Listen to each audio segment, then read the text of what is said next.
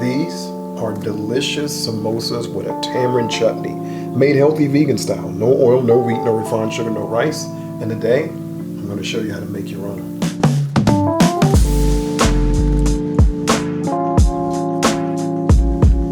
Okay, so the first thing we're going to do is start preparing our butternut squash. So typically samosas are filled with white potatoes and peas, but today we're going to be using butternut squash instead of white potatoes because it's a healthier choice. Now we're going to begin by peeling and cutting our squash into cubes, and then we're going to steam them until they're nice and soft. Okay, so these are the spices that we're going to use to make our samosas.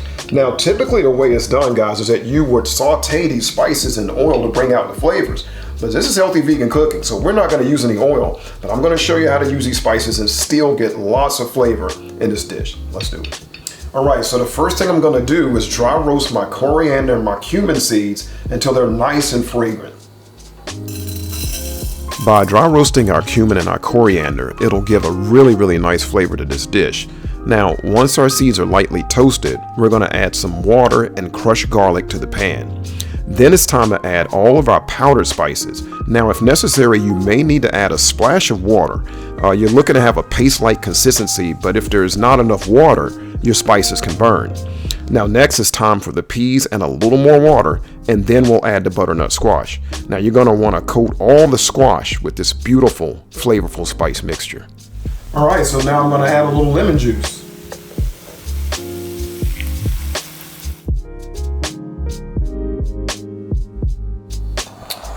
All right, so now we have our filling made and set aside. The next thing we want to do is make our dough for the crust for stuffing these. Now, to make the crust, the first thing we're going to do is make a flax egg. Typically in a dish like this, you would have oil added to help bind the dough. But this is oil free, so we're going to make a flax egg by taking this ground flaxseed and putting it in a little water. And then I'm going to give that a mix. Once we've got our flax egg mix, we'll set it aside, and then it's time to combine our dry ingredients and mix them together really well. Now after we do this, now it's time to add our flax egg to the mixture and form this into our dough. If you're enjoying this video, please like and subscribe below.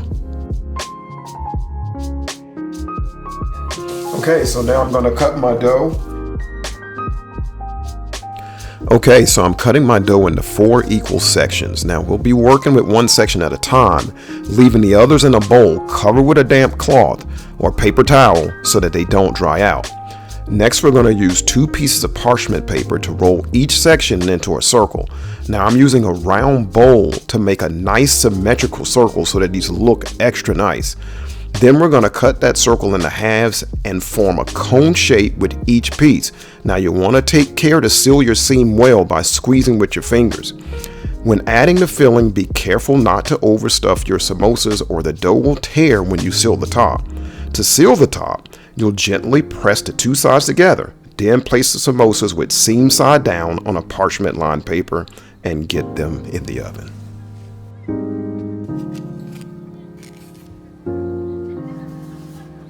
Okay, so now that we have our samosas in the oven baking, while they're baking, we're going to prepare our tamarind chutney.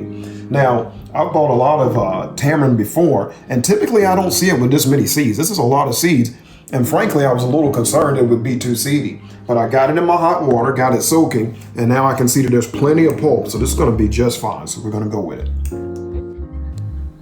So the first step to making this chutney is to separate the seeds from the pulp. Now I'm doing this using a mesh strainer over a bowl.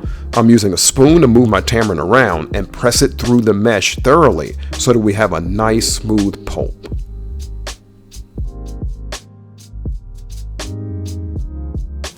Okay, so I've gotten a good amount into my bowl, nice and creamy here, and I could get more out of this, but this is about what we need. So we're going to stop right here and go to our next step. So the next step is combining our tamarind pulp with date paste to give it some sweetness. We're also going to add a couple of spices to complement the sweet and tart flavor. And just like that, our chutney is ready.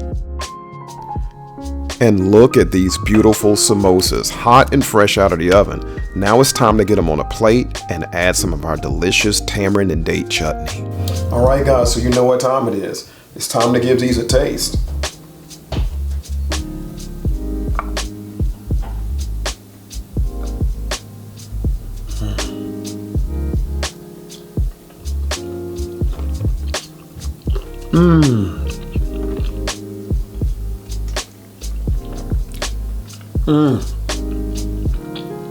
Wow. You gotta try these. So if you're new to my channel and want to know how to find the recipes, look below the video for the word more. Tap on the word more and you'll see the beginning of the recipe. Tap on the word more a second time and you'll see the full recipe. Then you can begin to make your own. Thanks for watching.